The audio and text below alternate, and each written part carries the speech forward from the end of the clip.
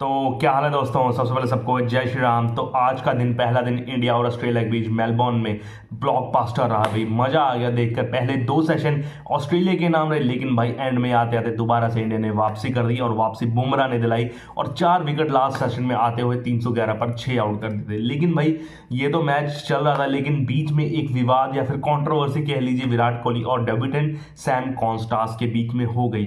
हुआ यूं कि 10वें ओवर के बाद स्ट्राइक चेंज कर रहे थे। नॉन स्ट्राइकर एंड पर विराट कोहली बॉल को शाइन कर रहे थे टुवर्ड्स कीपर के पास आ रहे थे, और लेकिन सैम कॉन्स्टेंस भी नॉन स्ट्राइकर एंड पर आते, तो दोनों के कंधे टकराए और भाई वहां से वाद विवाद शुरू हुआ यूं कि 10वें ओवर के बाद ही जैसे मेरे ख्याल से ना विराट कोहली की गलती है यहाँ पर। इंटेंशनली कंधा मारा उन्होंने।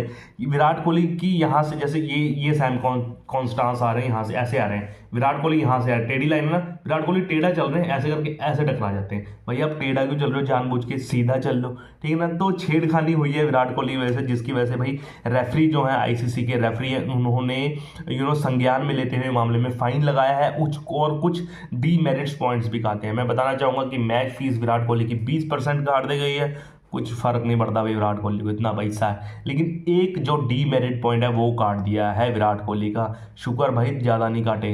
विराट कोहली की वजह से जो उनकी वो है इमेज है, उसकी वजह से नहीं कटे। अगर वो और कोई पॉइंट और कोई होता ना बल्लेबाज, तो भाई ज़्यादा डीमेरिट्स पॉइंट करते। इसका मतलब ये होता है कि ये लेवल 1 का था कंट्रोवर्सी, ये जो डिसीजन था। अगर लेवल 2 का होता तो यहाँ पर 4 डीमेरिट्स पॉइंट करते, प्लस जो आगे वाला मैच में उस पर बैन हो जाते। लेकिन भाई बैन से बच गए।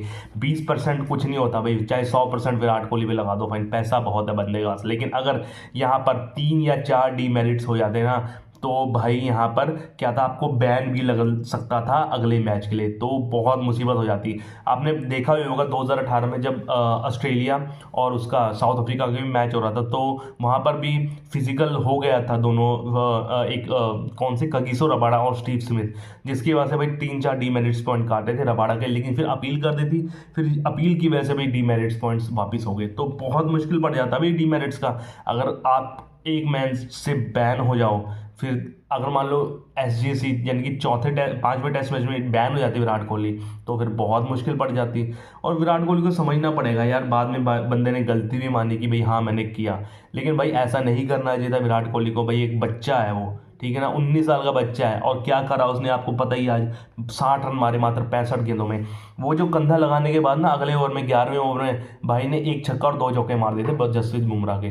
तो आप क्यों उकसा रहे हो यार, चुपचाप काम कर लो जब आपकी फॉर्म नहीं चल रही, ठीक है ना। या आपकी अगर फॉर्म चल रही हो फिर तो आप जो मर्जी कर लो, ठीक है ना। लेकिन आपके शोल्डर गिरे हुए हैं, फॉर्म चल नहीं रही, फिर भी आप पंगे पे पंगे ले रहे हो ऑस्ट्रेलिया से। या तो आप चौड़े होकर चलो ना कि भाई आपके रन आ रहे हैं, आपने 2-3 सैकड़े मार दिए हैं, ठीक है ना, फिर आप जिस मर्जी से पंगा ले लो, ठीक है ना। लेकिन जब आप डाउन हो, आपके बिल्कुल रन नहीं आ रहे, तो आपको पंगा लेने की ये जरूरत नहीं थी।